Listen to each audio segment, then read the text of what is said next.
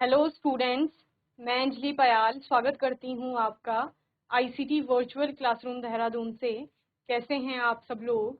उम्मीद करती हूँ आप सब लोग अच्छे होंगे और अपनी लाइफ में बहुत बेहतर कुछ कर रहे होंगे।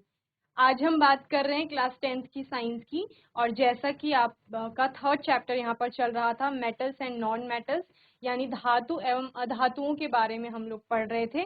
तो फिजिकल प्रॉपर्टीज आपने बहुत सारी यहाँ पर पढ़ ली थी धातुओं की। एक बार क्विक रिवीजन लेंगे सारी फिजिकल और केमिकल प्रॉपर्टीज का। ओके, तो क्या क्या फिजिकल प्रॉपर्टीज पढ़ी थी मेटल्स की? सबसे पहले फिजिकल स्टेट की बात की थी, यानी कि भौतिक अवस्था कैसी होती है। तो मोस्टली आपको जो मेटल यानी कि धातु मिलेगी वो कैसे मिलेगी? ठोस अवस्था में मिलेगी। ठीक है, इसके अलावा द्रव अवस्था में आप किसकी बात करते हैं? मरकरी की बात करते हैं कि वो आपका ऐसी धातु है जो द्रव अवस्था में पाई जाती है। ठीक है ना, तो ये क्या है आपकी फिजिकल प्रॉपर्टीज हैं धातु की के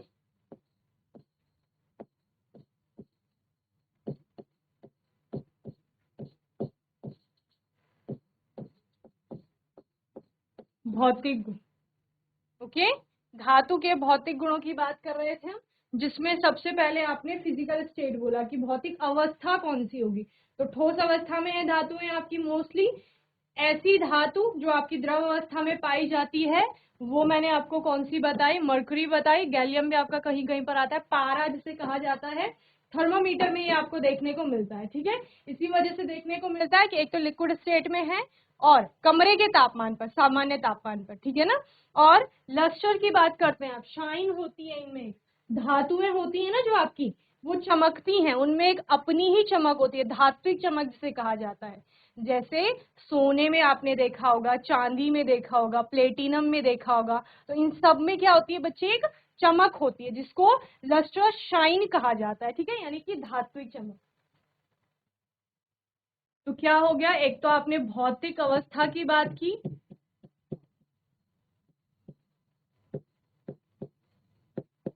जो कि क्या है? सामान्यतः ठोस है। ठीक है, और द्रव अवस्था में आपकी क्या मिलेगी? मरकरी आप लोग पढ़ते हैं। ठीक है, पारा भी इसी को कहा जाता है, Hg। ओके, इसके अलावा धात्विक चमक होती है इनमें।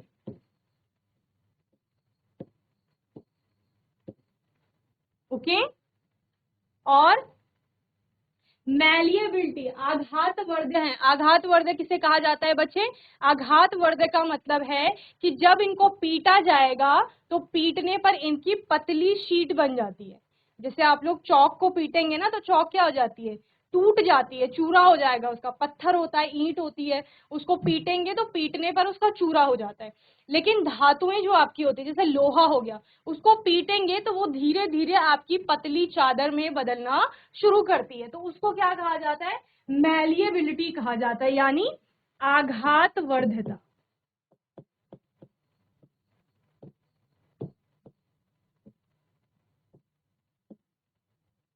ठीक है, पीटने पर, यानी आपने हथौड़े की मदद से किसी धातु को पीटा तो वो पतली चादर में बदल जाएगी। डक्टिलिटी, तन्यता, खींचेंगे, प्रेशराइज करेंगे तो पतली तार में उसका कन्वर्जन हो जाएगा, यानी धातु की पतली पतली तार बनाई जा सकती है। ठीक है, और जो अधातुएं होती हैं उनमें ये सारे गुण नहीं होते हैं। ओके, तो नेक्स्ट आपकी प्रॉपर्टी है तन्यता, यानी कि थिन वायर्स में कन्वर्ट होने की प्रॉपर्टी।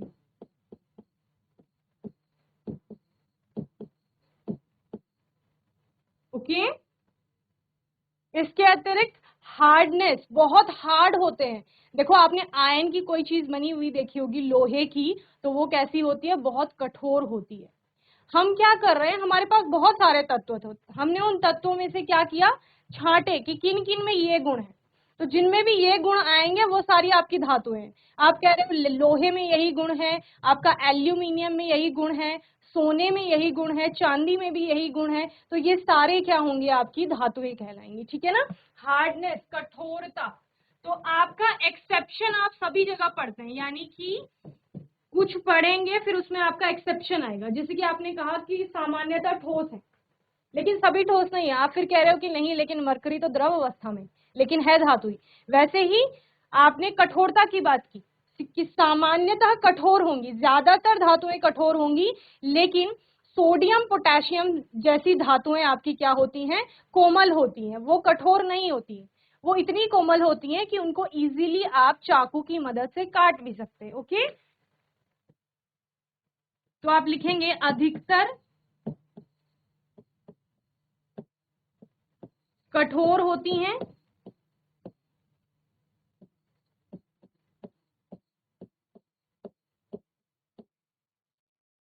लेकिन जो सोडियम पोटेशियम की आप बात कर रहे हो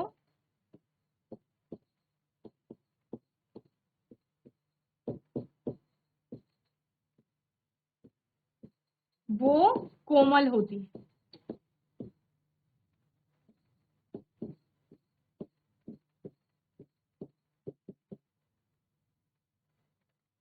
क्लियर? चलिए, इतनी सारी आपकी क्या है, ये फिजिकल प्रॉपर्टीज है। इसके अलावा आपने देखा होगा लोहे के बर्तन बनते हैं जिनमें खाना बनाया जाता है। तो आप क्या कर रहे हो, खाना बनाते टाइम हम हीट देते हैं। खाना कैसे बनता है, हम गैस पर या चूल्हे पर, बर्नर पर आपका बर्तन रखते हैं। धीरे धीरे क्या होता है, तापमान बढ़ता है, बर्तन आपका गर्म होगा, उसके अंदर रखा हुआ खाना गर्म होगा, देन वो पकेगा। यही होता है। तो यानी आप टेम्परेचर बढ़ा रहे हो, लेकिन आप अपनी कढ़ाई को देखो, वो ठोस अवस्था में है। अगर हम कढ़ाई का एग्जाम्पल ले रहे हैं, लोहे की बनी हुई है, एक धातु है, पर वो ठोस की ठोस ही रहेगी, वो अपना आकार नहीं बदलेगी। इसके अलावा अगर आपके पास कोई और पदार्थ होता है, जैसे प्लास्टिक की बात कर रहे हैं, थोड़े से तापमान में ही वो पिघलना शुरू कर देगा। पिघलने से क्या तात्पर्य है, पिघलने से तात्पर्य है गलना। और गलने के लिए आप एक अंक देखते हैं कि एक पर्टिकुलर टेम्परेचर पर कोई भी सब्सटेंस आपका गल रहा है या मेल्ट हो रहा है, तो वो उसका क्या हो जाता है, मेल्टिंग पॉइंट हो जाता है। तो जो इनके मेल्टिंग पॉइंट होते हैं वो बहुत हाई होते हैं, यानी बहुत ज्यादा टेम्परेचर देंगे तब आपकी वो लोहे की जो कढ़ाई है, यानी थाउजेंड्स में जब टेम्परेचर जाएगा। समझ रहे हैं? जो आपकी स्टीम बनती है ना, पानी जब उबलता है कितना गर्म रहता है, तो वो सिर्फ 100 डिग्री सेल्सियस होता है। ठीक है, अब थाउजेंड्स में बात कर रहे हैं कि हजारों में जब आपका टेम्परेचर जाएगा तब वो लोहे की कोई वस्तु पिघलना शुरू करेगी, यानी इसके मेल्टिंग पॉइंट भी बहुत हाई होंगे। और चूंकि मेल्टिंग पॉइंट्स हाई हैं तो आपके बॉइलिंग पॉइंट्स भी क्या हो जाएंगे, हाई हो जाएंगे। ठीक है, तो मेल्टिंग पॉइंट और बॉइलिंग पॉइंट की बात की, ये क्या हो जाएंगे, उच्च। इसके अलावा कंडक्शन, चालकता की बात करते हैं। बर्तन हमारा मेटल का ही क्यों बन रहा है ज्यादातर, क्यों? क्योंकि वो ऊष्मा को अपने में से जाने दे रहा है। आपका कोई बर्तन है, इसको आपने गैस में रखा है, तो इसमें हीट ट्रांसफर हो रही है। अब देखो, बर्तन के तले में सिर्फ आपकी आंच लगती है, ऊपर तो नहीं लगती है, सिर्फ तले में लगती है। लेकिन आप क्या देखते हैं कि हैंडल्स भी आपके गर्म हो जाते हैं। क्यों? क्योंकि वो ऊष्मा का चालन होने दे रहे हैं अपने में से। ऐसे ही अगर आप लकड़ी की बात करते हैं, जैसे एक सिरे से लकड़ी जलती है, दूसरे सिरे से आप इजीली पकड़ लेते हैं। क्यों? क्योंकि वहां पे ऊष्मा का चालन नहीं हो रहा है। समझ रहे हैं? तो चालन का मतलब चलना बेसिकली। तो ऊष्मा कंडक्ट कर रहे हैं आपके जो मेटल्स हैं, यानी कि धातुएं हैं। वहीं पर इलेक्ट्रिक वायर्स हैं, इतनी सारी तारें होंगी आपकी क्लासरूम में, सारी जो वायर्स हैं जिनमें अंदर इलेक्ट्रिक करंट फ्लो कर रहा है, यानी विद्युत धारा प्रवाहित हो रही है जिसमें, वो सारी आपकी किसकी बनी हुई हैं, धातुओं की बनी हुई है। एल्यूमिनियम की होगी, कॉपर की होगी, ठीक है ना। तो सारी क्या है, धातुएं। तो कंडक्शन करते हैं किसका, चालन करते हैं आपका, चालकता का गुण होता है। और आप क्या लिखते हैं, विद्युत और ऊष्मा की क्या होती हैं, सुचालक होती हैं। कौन? धातुओं की बात कर रहे हैं हम, ठीक है ना।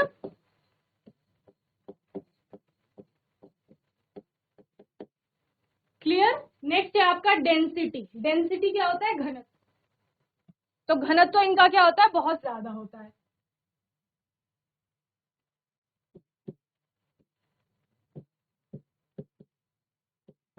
क्यों?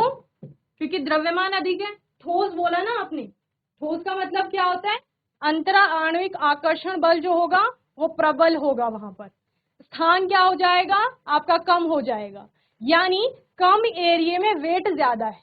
यही मतलब होता है घनत्व का। द्रव्यमान बटे आयतन, आयतन क्या होता है, आपका घेरा गया स्थान।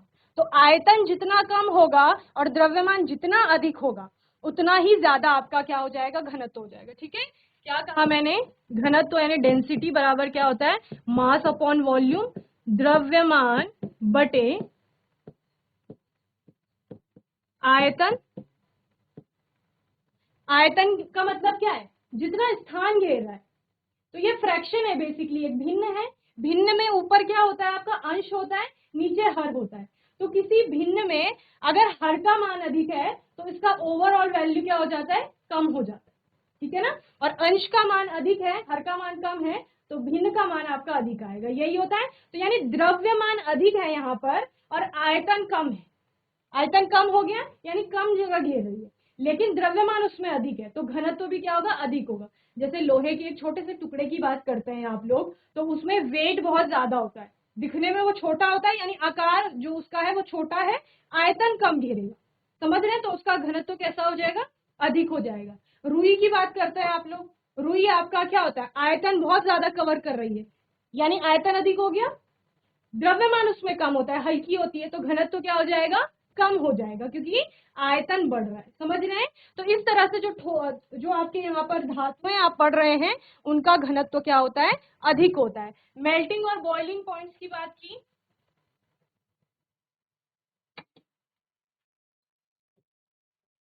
मेल्टिंग यानी गलनांक। ठीक है, मेल्टिंग पॉइंट का मतलब गलनांक होता है और आपका बॉइलिंग पॉइंट का मतलब क्या होता है, क्वथनांक। ठीक है, गलन का अंक, गलने का मतलब क्या होता है, जैसे बर्फ आपकी पिघल रही है, गलने का मतलब होता है मेल्ट होना, पिघलना।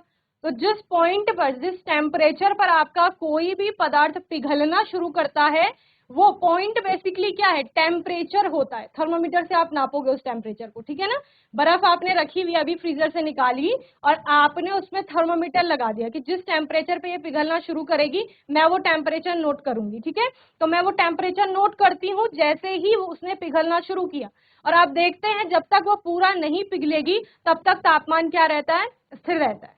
ठीक है ना, गलन की गुप्त ऊष्मा जब आपने पढ़ा था। ऐसे ही क्वथनांक में भी होता है, जिस टेम्परेचर पर कोई भी पदार्थ आपका वेपर में कन्वर्ट होना स्टार्ट करिए, लिक्विड में था द्रव अवस्था में, द्रव से क्या होता है आपका गैसीय अवस्था में जाता है तापमान बढ़ने पर, तो वो जब गैसीय अवस्था में वेपर्स में बनना उसका शुरू होगा, उस तापमान को उसका क्वथनांक आप लोग कहते हैं। ठीक है, तो इनके जो गलनांक और क्वथनांक होते हैं वो कैसे होते हैं बच्चे, उच्च होते हैं। ओके, एक्सेप्शन आपको हर जगह दिख रहे होंगे। Then alloy formation, alloy formation क्या होता है, तांबे के बर्तन देखे सभी ने, हैंड रेस करो। तांबे के बर्तन देखे, कॉपर के वेसल्स होते हैं। ठीक है, देखें। दरमिया आप लोगों ने देखे तांबे के बर्तन, एक ही लड़की ने देखे, कॉपर वेसल्स जो होते हैं। ठीक है, ऐसे ही कॉपर की किसी और धातु या तत्व से मिक्स करके, अलॉय का मतलब क्या होता है, आपका मिश्रण होता है, होमोजीनस मिक्सचर होता है, समांगी मिश्रण जिसे कहा जाता है।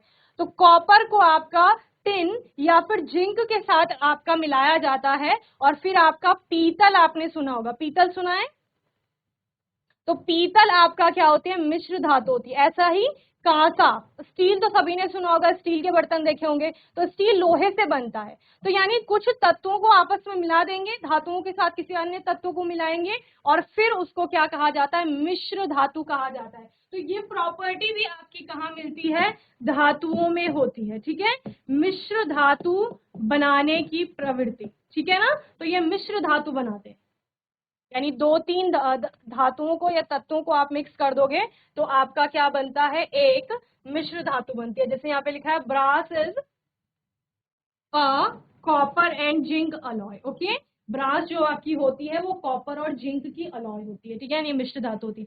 सोनोरस, सोनोरस से क्या समझते हो, ध्वन्यता का गुण इनमें होता है। ध्वन्यता यानी देखो जितनी भी रिंगिंग बेल्स, घंटियां होती है ना, वो सारी आपकी धातुओं की बनती है। समझ रहे हो, तो धातुओं में एक इस प्रकार की साउंड क्रिएट करने की आवाज आई आपको, और जो अधातुएं होती हैं तो दोनों की साउंड में डिफरेंस है। समझ रहे हो, धातु एक अजीब तरह की यानी एक रिंगिंग साउंड, बहुत अलग तरह की ध्वनि को आपका उत्पन्न करती है, जबकि अधातुओं में ये गुण नहीं होगा। ठीक है ना, तो ध्वन्यता का गुण इसमें कहा जाता है, जिसके कारण क्या हो रहा है, इनकी रिंगिंग बेल्स बन रही हैं। ठीक है,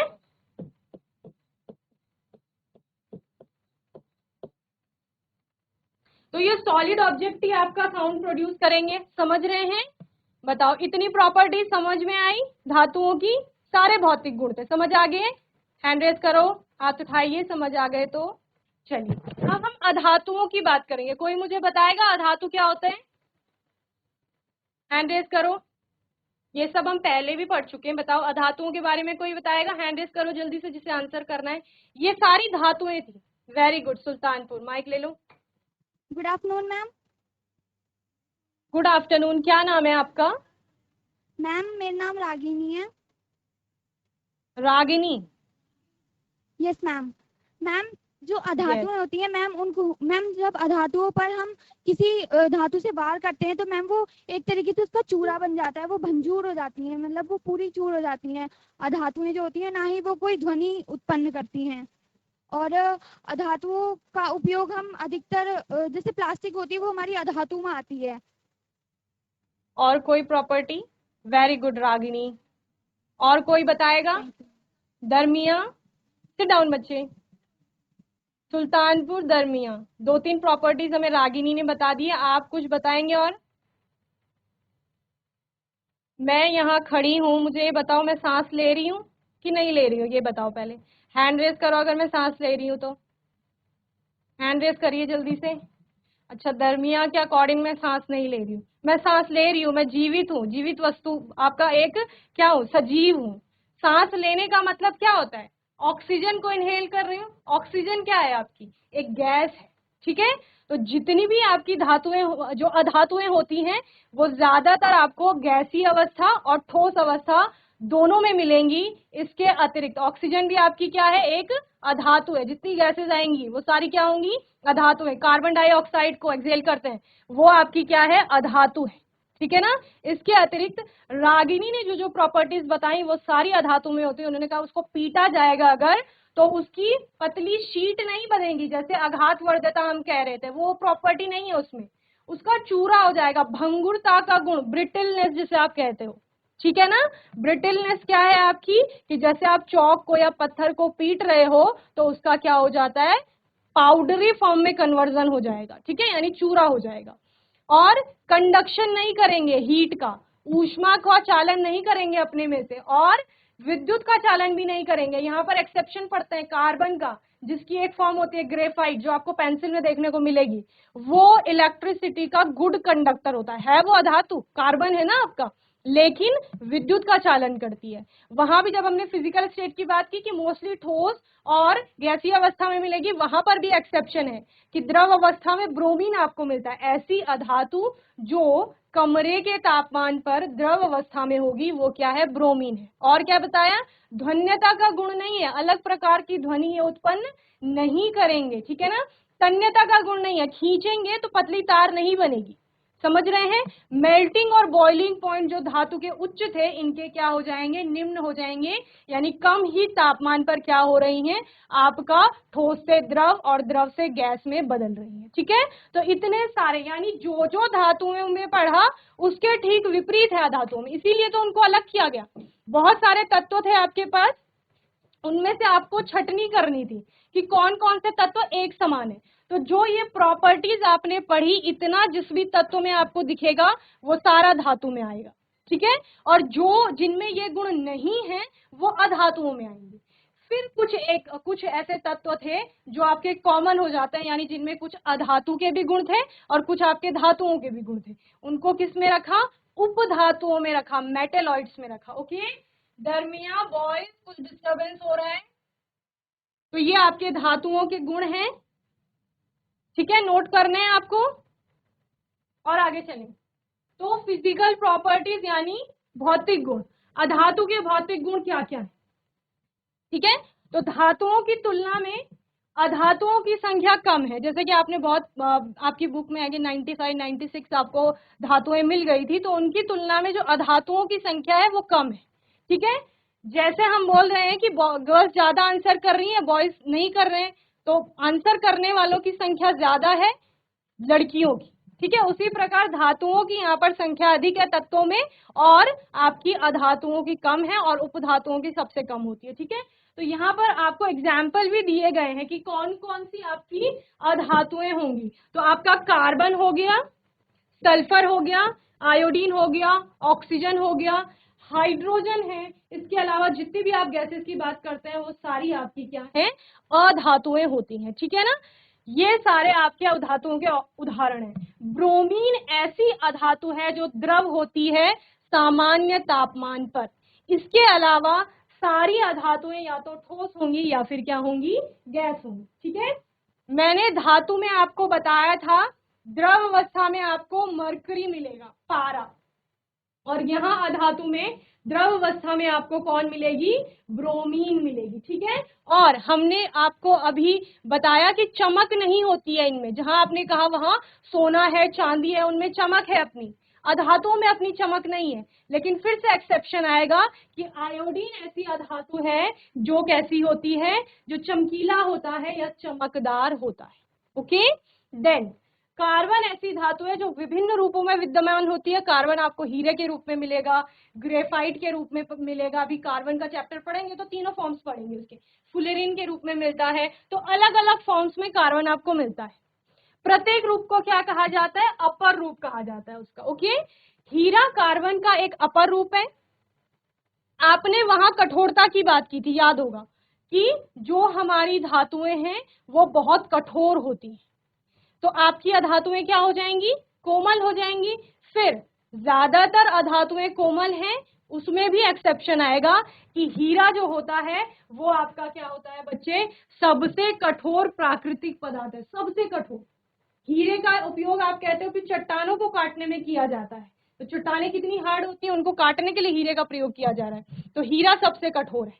ओके, यानी ज्यादातर अधातुएं आपकी कोमल हैं, उनमें एक्सेप्शन है कि एक अधातु जो कि कार्बन का एक अपर रूप है हीरा, वो आपकी क्या है, सबसे कठोर अधातु है। ठीक है ना, देन एवं इसका गलनांक व क्वथनांक भी क्या होगा, बहुत अधिक होगा।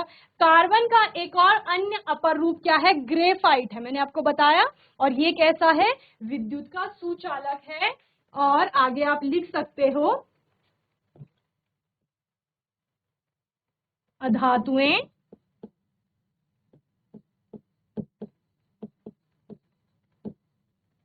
सामान्य तौर पर विद्युत और ऊष्मा की क्या होती है, कुचालक होती है। कुचालक समझते हैं ना,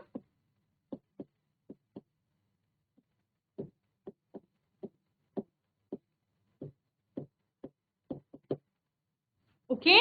चलिए, अधिकांश जो अधातुएं होती हैं वो ऑक्साइड बनाती हैं, प्रदान करते हैं, जो जल में घुलकर अम्ल बनाते हैं, वहीं अधिकतर धातुएं क्षारकीय ऑक्साइड प्रदान करते हैं।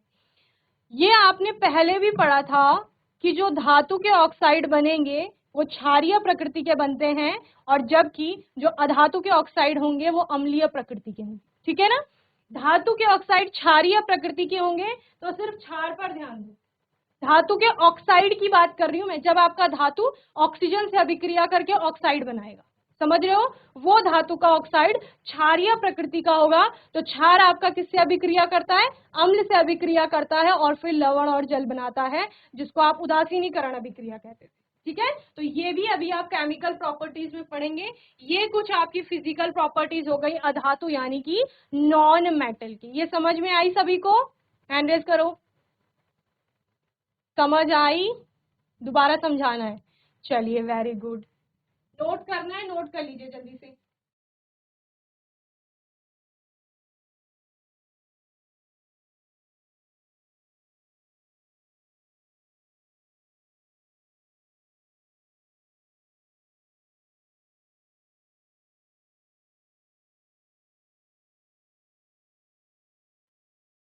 चलिए, माइक लीजिए जल्दी से।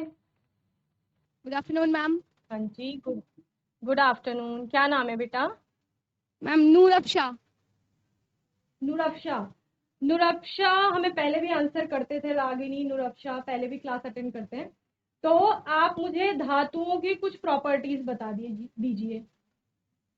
मैम धातुएं चमकीली होती हैं, जब उन्हें पीटा जाता है तो वे परत में बदल जाती हैं, परत बन जाती है उनकी। और मैम जब उनमें आवाज भी होती है, जबकि धातुओं में आवाज नहीं होती।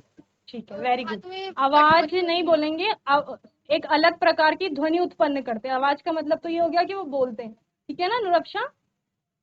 तो यस इन मैम। सब के लिए टर्म्स दिए गए हैं। पतली चादर में यस मैम। बदलने का मतलब मैलिएबल है, आघातवर्ध है। पतली तार में बदलने का मतलब तन्यता का गुण है, डक्टिलिटी जिसे कह रहे थे, ठीक है। यस और मैम। ध्वनि उत्पन्न करने का मतलब ध्वन्यता या सोनोटी जिसे कह रहे थे। चमकीला, लस्ट्रस, शाइन जिसे कहा जा रहा था। Okay, very good Noorafsha, sit down. Thank you ma'am. चलिए, मैं उम्मीद करती हूँ आज का सेशन सभी को अच्छे से समझ में आया होगा। हैंड रेज करो, समझ में आया कुछ की नहीं आया? चलिए, वेरी गुड। तो ये आपको पूरा करना है। केमिकल प्रॉपर्टीज आप लोग पढ़ेंगे। क्या कहा मैंने? रासायनिक गुण पढ़ेंगे, जिनमें धातु का किसी अन्य धातु या तत्व से, अधातु से आपकी अभिक्रिया कराई जा रही है और फिर आपका प्रोडक्ट बन रहा है, ठीक है ना। उसको अच्छे से पढ़ लेंगे। देन आने वाले सेशन में हम कुछ नए टॉपिक्स पर बात करेंगे। और तब तक के लिए आईसीटी वर्चुअल क्लासरूम से जुड़ने के लिए धन्यवाद।